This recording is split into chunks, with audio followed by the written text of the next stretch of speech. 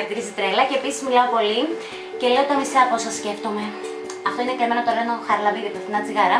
Ωστόσο, εγώ θα το πω ότι μιλάω πολύ και γρήγορα γιατί φοβάμαι μην ξεχάσω ένα από όλα αυτά που σκέφτομαι.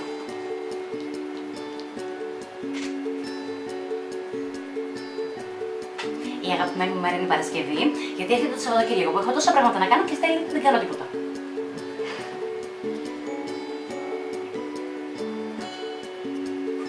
Γυαλιά ηλίου. Δεν ξέρω γιατί τους έχω μεγάλη αδυναμία. Θα ήθελα όλα τα ζευγάρια του κόσμου.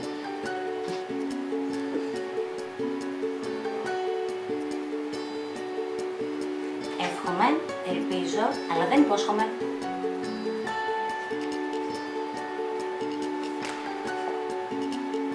Θα ήθελα να ακούω τις σκέψεις των άλλων, όχι από περιέργεια, αλλά για να ξέρω αν είμαι ειλικρινής.